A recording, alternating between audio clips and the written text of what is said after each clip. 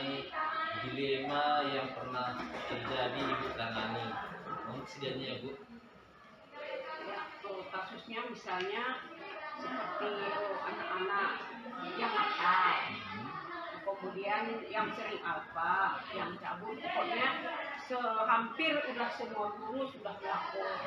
Jadi ibu pun tidak lanjuti, ibu minta keterangan dari wali kelas, dan itu juga kemudian kita dapatkan semua guru bagaimana caranya untuk anak tadi. Kalau memang anak itu harus kita pindahkan, kita panggil orang tua.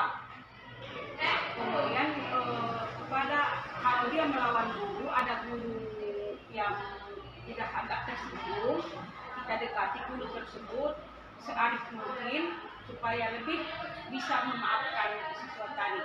Kalau memang orang tuanya tidak mengizinkan atau keberatan kita pindahkan, kadang anak itu di sekolah kita dia berjalan kaki ke sekolah, kalau kita pindahkan ke sekolah yang lain, kemungkinan orang tua tidak sanggup membayar biaya ke sekolahnya. Jadi ini Bu, ceritanya dulu ada siswa udah banyak melanggar aturan Bu ya, harus dipindahkan. Dari sebelum kita dikeluarkan kita bilang begitulah Bu ya. Ini udah dirapatkan dengan guru-guru, memang sudah sepakat untuk dikeluarkan gitu Bu ya. Ternyata ada orang tuanya gimana? Orang tuanya? Mohon ya Bu ya. Kalau memang udah orang tuanya pun datang mohon, kita pertimbangkan lagi. Kita terima lagi di sini dengan syarat anak ini kita buat surat perjanjian harus berubah. Jangan lagi melawan sama guru, jangan cabut, kemudian jangan sering alfa. Boleh tahu kenapa alasannya Bu jadi menerima lagi Bu? Tadi kan udah banyak dilanggar aturan sekolah, ini kok diterima lagi Bu? Saya menerima, kemudian ada rasa iba kepada orang tuanya, karena saya tahu latar belakang orang tuanya berbesar hati untuk menyekolahkan anaknya, kemudian biaya pun tidak memadai untuk biaya ongkos anaknya pulang pergi ke sekolah yang harus kita pindahkan. Jadi ada rasa kasihan ibu di situ. Iya, kasihan sama anak tadi Bu ya. Jadi kita juga memikirkan masa depan si anak ini Bu Masa ya. depan, mana tahu nanti dia kan itu pengganti kita nantinya. Generasi penerus kita ya Bu ya. Iya. Jadi bukan hanya kita mengikuti aturan Bu ya, karena kita aturan itu kita bisa kita apakan aturannya. Kalau memang kita perhatikan latar belakang keadaan orang tuanya.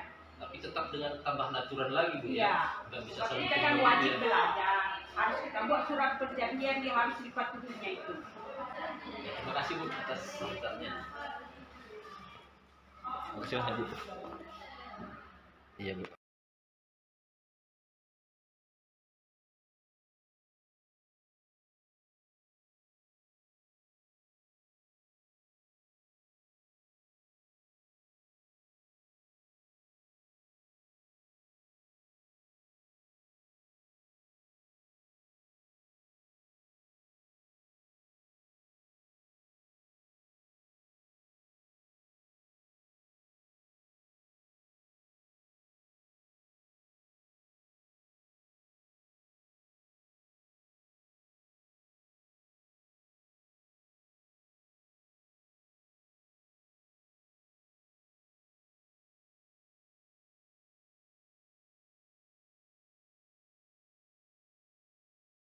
Assalamualaikum, selamat siang Bu.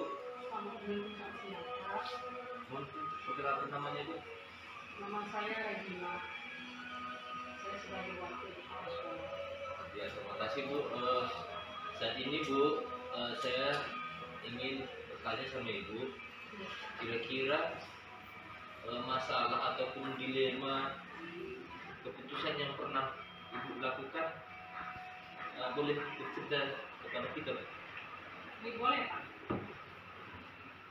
Ini masalah dilema Pak di sekolah ini, di SMP Negeri Badar ini udah agak sedikit kita katakan lumayan lah di bagian anak didik saya yang melakukan kesalahan, sehingga kalau cara ke kampung panggilan panggilan orang tua untuk mengambil keputusan yang agak berat saya putuskan tanpa ada orang tua atau melalui siswa saya.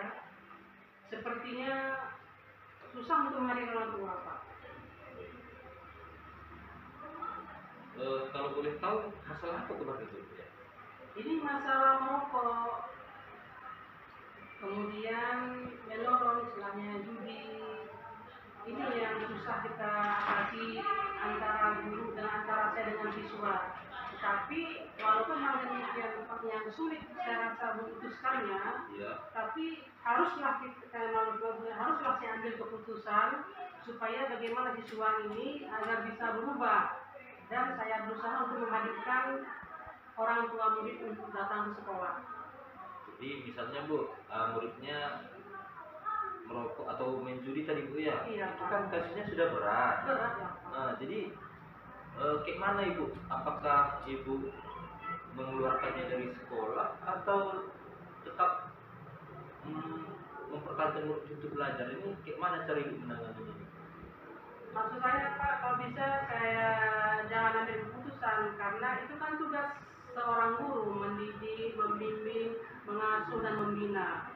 Jadi karena siswa ini butuh didikan dan pembimbingan, saya akan mengambil keputusan untuk mengeluarkan, Pak. Tapi saya ambil dulu keputusannya, saya usahakan saya hadirkan orang tua. Sudah saya panggil sekali belum hadir, 2 belum hadir, 3 saya panggil belum hadir, dan saya kunjungi ke rumahnya, kan saya suruh orang tuanya kemari datang, Pak.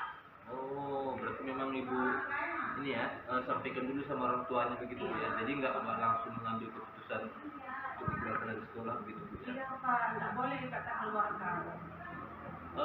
Misalnya Bu, sudah dipanggil orang tuanya, janji siswanya nggak merokok lagi, kalau berjanji dia kalau kena lagi, misalnya kami judi lagi, bersedia katanya dikeluarkan dari sekolah. Ini kayak mana nih Bu? Ternyata terbukti lagi dia. Gini, Pak, karena saya buat perjanjian dalam suatu buku besar, dalam buku besar siswa, dan saya suruh pakai materai dan orang tua bertangani. Tapi jika terulang kembali, Pak, maka saya suruh orang tua terus kembali datang. Selama waktu 1 bulan kurang lebih saya kasih tempo supaya bagaimana anaknya selamat, Pak, untuk menjenjang karirnya agar bisa mendapat ijazahnya tamatan SMP. Karena sekarang Pak nggak layak seorang anak tidak tamat SMP pun itu nggak zaman lagi zaman sekarang nih, Pak. Jadi saya upayakan supaya anak-anaknya bagaimana caranya usaha. Memang berat lah, Pak. Namanya pun menyelesaikan masalah. Masalah itu memang ada ringan, ada berat. Tapi kayaknya merokok dengan begini udah agak berat. Jadi terima kasih Bu. Ini seperti yang sebenarnya kami lagi belajar ini Bu. Jadi ini namanya dilema jangka pendek dengan jangka panjang. Jadi memang di jangka pendek ini permasalahan dia, tapi karena kita memikirkan yang Ibu bilang tadi, jangka panjang untuk dirinya, sehingga kita tetap masih membimbingnya. Itu yang Ibu lakukannya. Terima kasih ya Bu atas masukan yang dihasilkan. Inilah kami dari CGP. Sekian dan terima kasih.